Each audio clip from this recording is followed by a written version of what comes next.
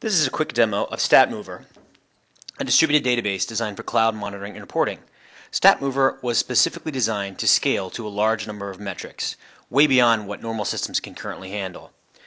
To show off the capabilities of StatMover, we've set up a quick demo of a Wikipedia stats system using data from their public HTTP access logs. We're currently logging 100,000 metrics on cheap commodity hardware. Here's an example of the top 50 of the most popular pages on Wikipedia by HTTP traffic. The top metric is currently Facebook, as their IPO generated a lot of traffic to their Wikipedia page. As you can see, visualization is fully interactive. You can change the time range of the data, zoom in at various stages of the data. We have about a year right now of data in the database. And you can zoom in at any arbitrary level. We also support annotations,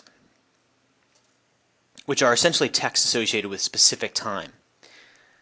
These are very handy for operations where you can emit an annotation when you have rebooted a server, or if you have a lot of traffic on your web server due to a news article, or maybe you push a new version of your app into production. Here's an example of annotations as applied to Facebook and their IPO.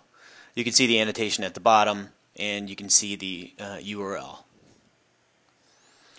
We also have different ways to view annotations, different way to view reports. This is a normal report. We also have inline reports, so that you can easily see an overview of the metric and the last week of traffic for that metric when you're looking at it.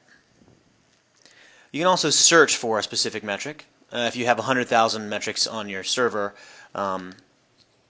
you are going to want to be able to access them quickly. I already have one up here, but I want to show you how easy it is to search for them.